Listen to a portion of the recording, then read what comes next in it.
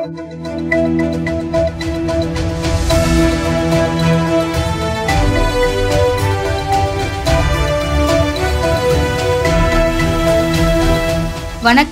சக்தி விரைவு செய்திகள். புதுச்சேரியில் பெண் உட்பட 2 பேரிடம் 1,08,000 ரூபாய் மோசடி செய்த மர்ம நபர்கள் குறித்து சைபர் கிரைம் காவல்துறையினர் விசாரணை மேற்கொண்டு வருகின்றனர்.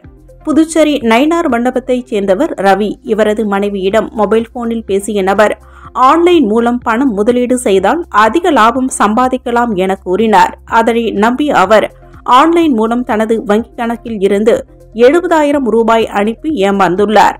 இதேபோல் புதுச்சேரியைச் சேர்ந்த நீடோடி ராமபாட் என்பவர் எகிப்து நாட்டில் உள்ள ஹோட்டலில் 2 அறைகளை முன்பதிவு செய்தார். பின்னர் முன்பதிவு செய்த அறைகளை ரத்து செய்தார். அவரது கிரெடிட் கார்டில் இருந்து ரூபாய் 38,000 எடுக்கப்பட்டுள்ளது. இது பற்றி ஹோட்டல் நிர்வாகத்திடம் கேட்டபோது சரியான பதில் அளிக்கவில்லை. மேலும் புதுச்சேரி ஜிப்மர் வளாகத்தில் வசிப்பவர் நயன்தாரா. இவர் குறைந்த விலைக்கு கம்மல் வாங்குவதற்காக இணைய வழியில் தொகையினை செலுத்தி ஏமாந்துள்ளார். பாதிக்கப்பட்ட 3 பேரும் கொடுத்த புகாரின் பேரில் சைபர் கிரைம் காவல்துறையினர் வழக்கு பதிவு செய்து விசாரணை மேற்கொண்டு வருகின்றனர். திருநள்ளாறு சனீஸ்வர பகவான் கோவில் அர்ச்சகர் வீட்டில் 20 சவரன் தங்க நகைகளை திருடிய மாமியார் மருமகனை 7 ஆண்டுகளுக்கு பிறகு காவல்துறையினர் கைது செய்தனர்.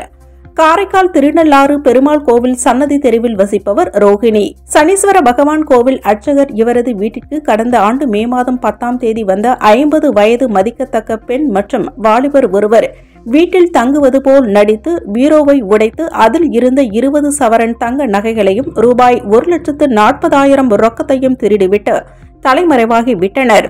இதுகுறித்து காவல்துறையினர் வழக்கு பதிவு செய்து விசாரணை மேற்கொண்டு வந்தனர். அதில் சென்னை போரூர் பகுதியைச் சேர்ந்த சுப்புலட்சுமி, அவரது மருமகன் பெரம்பலூர் மாவட்டம் பெரியநாயக்கன் பாளையம் வேலாயுதம் ஆகியோர் தாய் மகன் என நடித்து ரோஹிணிக்கும் அவரது மனைவிக்கும் சாம்பாரில் தூக்க மாத்திரை கலந்து கொடுத்துவிட்டு பீரோவை உடைத்து நகை மற்றும் பணத்தை திருடியது தெரிய வந்தது. இருவரையும் கைது செய்த காவல்துறையினர் அவர்களிடம் இருந்து 13 சவரன் தங்க நகை மற்றும் 2 சக்கர வாகனம் ஆகியவற்றை பறிமுதல் செய்தனர். இருவரையும் காரைக்கால் நீதிமன்றத்தில் ஆஜர்படுத்தி சிறையில் அடைத்தனர். இவர்கள் இருவர் மீதும் தமிழகத்தில் பல்வேறு காவல் நிலையங்களில் திருட்டு வழக்குகள் உள்ளது குறிப்பிடத்தக்கது. வெளிநாட்டிற்கு ஏற்றுமதி செய்ய கொப்பரை தேங்காய் தருவதாக கூறி புதுச்சேரியைச் சேர்ந்த தொழிலதிபரிடம் ஆன்லைன் மூலம் 1,35,00,000 மோசடி செய்த நபர் குறித்து இணைய வழி காவல்துறையினர் விசாரணை நடத்தி வருகின்றனர். புதுச்சேரி ரெட்டியார் பாளையம் பகுதியில் உள்ள ஒரு தனியார் நிறுவனத்திற்கு துபாயில் உள்ள ஒரு நிறுவனத்திற்கு பல கோடி ரூபாய் மதிப்புடைய கொப்பரை தேங்காய்களை வாங்கி அனுப்பும் ஆர்டர் கிடைத்ததால் புதுச்சேரியில் உள்ள அந்த நிறுவனத்தின் உரிமையாளர் உடனடியாக நிறைய கொப்பரை தேங்காய் வாங்க வேண்டும் என்பதால் இணையதளத்தில் தேடினால் நிறைய வியாபாரிகள் தொடர்பு கிடைக்கும் என்று நினைத்தார். இணைய வழியில் கொப்பரை தேங்காய் வியாபாரம் செய்யும் நிறுவனங்களை தேடியுள்ளார். அப்பொழுது ஒரு நபரின் தொலைபேசி எண் கிடைத்துள்ளது. அந்த நபரை அவர் தொடர்பு கொண்டு பேசியபோது அவர் பெரிய அளவில் கொப்பரை தேங்காய் வியாபாரம் செய்வதாகவும் உங்களுக்கு எவ்வளவு கொப்பரை தேங்காய் வேண்டுமோ அதற்கு ஏற்ப முன்பணம் செலுத்த வேண்டும் என்று கூறினார். அந்த நபர் கூறியதை நம்பி கடந்த 4 மாதங்களில் 1,35,00,000 பணத்தை அவர் கூறிய பல வங்கிக் கணக்கிற்கு அனுப்பியுள்ளார். பிறகு அந்த நபரை தொடர்பு கொள்ள முடியாமல் போனதால் தான் ஏமாற்றப்பட்டதை உணர்ந்து புதுச்சேரி இணைய வழி காவல் நிலையத்தில் புகார் அளித்துள்ளார். இது சம்பந்தமாக இணைய வழி காவல் கண்காணிப்பாளர் பாஸ்கரன் உத்தரவின் பேரில் ஆய்வாளர் கீர்த்தி மற்றும் தியாகராஜன் ஆகியோர் விசாரணை செய்து வருகின்றனர். கடந்த 26 நாட்களில் மட்டும் புதுச்சேரியைச் சேர்ந்த 582 நபர்கள் இணைய வழி மோசடியில் சிக்கி 8 கோடி ரூபாய்க்கு மேல் பணத்தை இழந்துள்ளனர். பொதுமக்கள் இணைய வழியில் பணத்தை செலுத்தும் போது அந்த நிறுவனம் குறித்து மிகுந்த எச்சரிக்கையாக இருக்கும்படி இணைய வழி காவல்துறை பொதுமக்களை எச்சரித்துள்ளது. புதுச்சேரியில் நகைக்கடை உரிமையாளரை சிறையில் உள்ள பிரபல ரவுடி பேசுவதாக கூறி பணம் கேட்டு மிரட்டிய சம்பவம் பரபரப்பை ஏற்படுத்தியுள்ளது. புதுச்சேரி பாரதி வீதியை சேர்ந்தவர் ரமேஷ். இவர் அதே பகுதியில் GRP லக்ஷ்மி ஜுவல்லரி என்ற நகைக்கடையை நடத்தி வருகிறார். கடந்த 28ஆம் தேதி இவரை செல்போன் மூலம் தொடர்பு கொண்ட மர்ம நபர் ஒருவர் தான் சிறையில் உள்ள பிரபல ரவுடி மர்டர் மணிகண்டனின் கூட்டாளி என்றும் தனது ஆட்கள் கடை அருகே நின்று கொண்டிருப்பதாகவும் அவர்களிடம் ரூபாய் 5 லட்சம் பணம் கொடுத்து அனுப்புமாறு கூறி மிரட்டியுள்ளார். அதற்கு அவர் தான் எதற்கு பணம் கொடுக்க வேண்டும் என்று கேட்டபோது மறுமுனையில் பேசியவர், ஏன் சம்பவம் செய்தால்தான் பணம் கொடுப்பீர்களா என்று கூறிவிட்டு இணைப்பை துண்டித்ததாக கூறப்படுகின்றது. இதனால் அதிர்ச்சியடைந்த ரமேஷ் தனக்கு வந்த செல்போன் உரையாடலை கொண்டு பெரிய கடை காவல் நிலையத்தில் புகார் அளித்தார். புகாரின் பேரில் போலீசார் வழக்கு பதிவு செய்து விசாரணை மேற்கொண்டு வருகின்றனர். புதுச்சேரி நகர பகுதியில் அமைந்துள்ள டிபார்ட்மெண்ட் ஸ்டோரில் டிப்டாப் ஆசாமி ஒருவர் செல்போனில் லிஸ்ட் போட்டு உயர் ரக பொருட்களை திருடும் சிசிடிவி காட்சிகள் இணையதளத்தில் வைரலாகி வருகிறது. புதுச்சேரி அரவிந்தர் வீதியில் அருண் காஸ் பிரைஸ் ஷாப் உள்ளது. சம்பவத்தன்று இக்கடைக்கு தோல்பை மாட்டிக்கொண்டு வந்த டிப்டாப் வாலிபர் ஒருவர் பொருட்கள் வாங்குவது போல் வாடிக்கையாளர் போல வந்தார். அவர் யாரும் கவனிக்காத நேரத்தில் கடையில் இருந்த பொருட்களை திருடி தனது கைப்பையில் வைக்கிறார். பின்னர் செல்போன் பேசியவாறு பில் எதுவும் போடாமல் கடையை விட்டு புறப்பட்டு செல்கிறார். கடையில் உள்ளே இருந்த பொருளை திருடியது மட்டுமல்லாமல் வெளியே வைக்கப்பட்டிருந்த மிதியடிகளையும் திருடிக் கொண்டு தான் கொண்டு வந்த சைக்கிள் செல்கிறார். இது கடையில் பொருத்தப்பட்டிருந்த கண்காணிப்பு கேமராவில் பதிவாகி இருந்தது.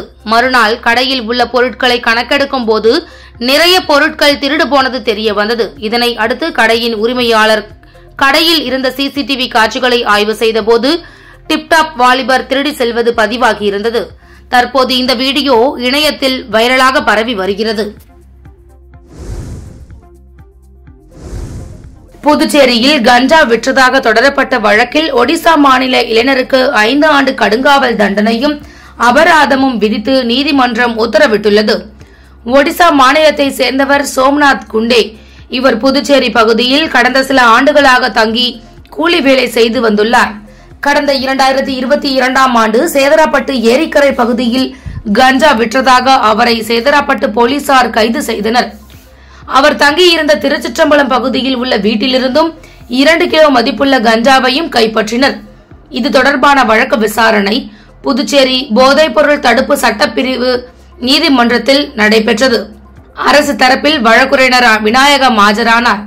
விசாரணை முடிந்த நிலையில் குற்றம் சாட்டப்பட்ட சோம்நாத் குண்டேவிற்கு 5 ஆண்டுகள் கடுங்காவல் தண்டனையும் ரூபாய் 50,000 அபராதமும் விதித்து நீதிபதி இளவரசன் உத்தரவிட்டார். புதுச்சேரியில் ஸ்டுடியோ பூட்டை உடைத்து கேமரா, ட்ரோன் உள்ளிட்ட ரூபாய் 8 லட்சம் மதிப்புள்ள பொருட்கள் திருடு போன சம்பவம் பரபரப்பை ஏற்படுத்தியுள்ளது. புதுச்சேரி உருளையன்பேட்டை பகுதியைச் சேர்ந்தவர் ஃபெனோ அதே பகுதியில் ஸ்டுடியோ நடத்தி வருகிறார். இந்நிலையில் இரவு ஸ்டுடியோவை பூட்டிவிட்டு சென்றவர் காலை வந்து திறந்து பார்த்தார். அப்பொழுது ஸ்டுடியோவின் கதவின் பூட்டு உடைக்கப்பட்டிருந்தது. உள்ளே சென்று பார்த்தபோது கேமரா, ட்ரோன் உள்ளிட்ட ரூபாய் 8 லட்சம் மதிப்புள்ள ஸ்டுடியோ பொருட்கள் திருடு போயிருப்பதை கண்டு அதிர்ச்சியடைந்தார். இதுகுறித்து உருளையன்பேட்டை காவல் நிலையத்தில் ஃபெனோ அளித்த புகாரின் பேரில் காவல்துறையினர் வழக்கு பதிவு செய்து விசாரணை மேற்கொண்டு வருகின்றனர். வில்லியனூரில் அதிகாலை அடுத்தடுத்து 4 கடைகளின் பூட்டை உடைத்து உள்ளே புகுந்த முகமூடி கொள்ளையன் பல லட்சம் ரூபாய் கொள்ளையடித்த சம்பவம் வியாபாரிகள் மத்தியில் பெரும் பீதியினை ஏற்படுத்தியுள்ளது. புதுச்சேரி வில்லியனூர் பகுதியில் உள்ள மூப்பனார் காம்ப்ளெக்ஸில் ஸ்நாக்ஸ் கடை நடத்தி வருபவர் சேகர். இவர் அதிகாலை வழக்கம்போல் கடையை திறந்தபொழுது கடை ஷட்டரில் உள்ள பூட்டு உடைக்கப்பட்டிருந்தது. உள்ளே சென்று பார்த்தபொழுது ரூபாய் 1,10,000 திருட்டு போயிருந்தது கண்டு அதிர்ச்சியடைந்தார். இதனிடையே அருகே உள்ள டாக்டர் சுரேஷ் என்பவர் நடத்தி வரும் கிளினிக் ஷட்டர் உடைக்கப்பட்டு ரூபாய் 20,000 பணம் திருட்டு போயிருந்தது. இந்த பரபரப்பு அடங்குவதற்குள் கோட்டைமேடு பகுதியில் பேக்கரி நடத்தி வரும் பாலமுருகன் என்பவரது கடையின் ஷட்டர் உடைக்கப்பட்டு அவர் கல்லா லாக்கரில் வைத்திருந்த ரூபாய் 1,80,000 பணம் திருட்டு போயிருந்தது. இதுகுறித்து தகவல் அறிந்து வந்த வில்லியனூர் காவல்துறையினர் 2 கடைகளில் இருந்த சிசிடிவி காட்சிகளை ஆய்வு செய்ததில் அதிகாலையில் சேகர் டீ கடை ஷட்டரை உடைத்து முகத்தில் முகமூடி போட்டபடி உள்ளே நுழையும் டிப்டாப் ஆசாமி முதலில் கடையில் உள்ள சிசிடிவி கேமராவை அடித்து உடைப்பதும் பின்னர் அங்கிருந்த பணத்தை திருடி செல்வதுமாக காட்சிகள் பதிவாகி இருந்தது. அதேபோல் மற்ற 2 கடைகளிலும் திருடியது சிசிடிவி காட்சிகள் பதிவாகியுள்ளது. வில்லியனூரில் அடுத்தடுத்து 3 கடைகளின் பூட்டை உடைத்து பல லட்சம் ரூபாய் திருடு போன சம்பவம் பரபரப்பை ஏற்படுத்தியுள்ளது. புதுச்சேரியில் போலி வைரம் கொடுத்து முதியவரை ஏமாற்றி 4 சவர நகையினை அபகரித்து சென்ற 5 பேரை காவல்துறையினர் கைது செய்தனர். புதுச்சேரி அம்பலத்தடையான் மடத்து வீதியைச் சேர்ந்த முதியவர் கஸ்தூரி. இவர் கடந்த 20ஆம் தேதி தியாக முதலியார் வீதி வழியாக நடந்து சென்றபோது அவ்வழியாக வந்த மர்ம நபர்கள் அவரிடம் பேசி, நாங்கள் இலங்கையில் இருந்து நாகப்பட்டினத்திற்கு வைர கற்களை கொண்டு செல்கிறோம், உங்களுக்கு வேண்டும் என்றால் வாங்கிக் கொள்ளுங்கள் என ஆசை வார்த்தை கூறியுள்ளனர். அதனை நம்பி வைர கற்களை வாங்கிக் கொண்ட அவர் தான் அணிந்திருந்த 3 சவரன் செயின், 1 சவரன் மோதிரம் ஆகியவற்றை மர்ம நபர்களிடம் கொடுத்தார். பின்னர் மீதி பணம் எடுத்து வர கஸ்தூரி வீட்டுக்கு சென்றார். வீட்டில் இருந்தவர்களிடம் அவர் வைர கற்களை காண்பித்த போது அது போலி வைரம் என தெரிய வந்தது. இதுகுறித்து கஸ்தூரி கொடுத்த புகாரின் பேரில் பெரியகடை காவல்துறையினர் வழக்கு பதிவு செய்து அந்த பகுதியில் இருந்த சிசிடிவி காட்சிகளை கொண்டு ஆய்வு செய்தனர். மோசடியில் ஈடுபட்டது வேலூர் ராஜ்குமார், சதீஷ், நல முகமது, ஜெயவேலு, ஜமால் நாசர் என்பதும் இவர்கள் மீது வேலூர் உள்ளிட்ட பல்வேறு காவல் நிலையங்களில் திருட்டு வழக்குகள் நிலுவையில் உள்ளது தெரிய வந்தது. அதன் பேரில் அவர்களை கைது செய்த காவல்துறையினர் அவர்களிடம் இருந்து ரூபாய் 1,80,000 மதிப்புள்ள நகைகளை மீட்டனர். பின்னர் 5 பேரையும் நீதிமன்றத்தில் ஆஜர்படுத்தி சிறையில் அடைத்தனர்.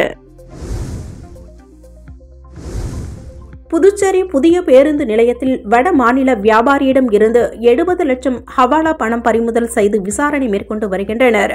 புதுச்சேரியில் இருந்து மதுபானம் கடத்தி செல்வதாக உருளையன்பேட்டை காவல்துறையினருக்கு தகவல் வந்ததை அடுத்து காவல்துறையினர் புதுச்சேரி புதிய பேருந்து நிலையத்தில் சென்னை பேருந்துகளில் சோதனை மேற்கொண்டனர்.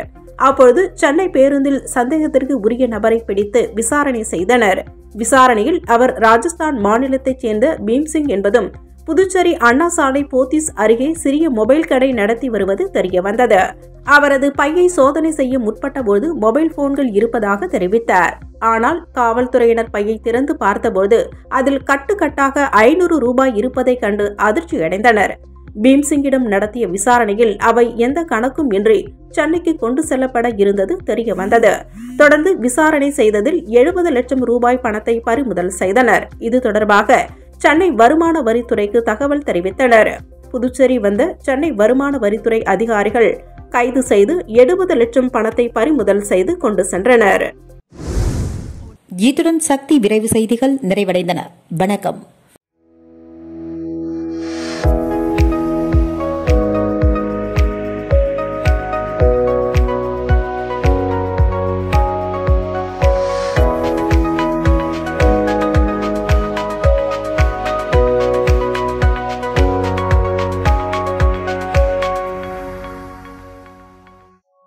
உங்கள் சக்தி செய்திகளை உடனுக்குடன் தெரிந்து கொள்ள சக்தி சேனல் புதுச்சேரி யூடியூப் சேனலை சப்ஸ்கிரைப் செய்து கொள்ளுங்கள். மறக்காமல் பெல் பட்டனையும் கிளிக் பண்ணுங்க. ஷேர் பண்ணுங்க, லைக் பண்ணுங்க. உங்கள் சக்தி சேனல்.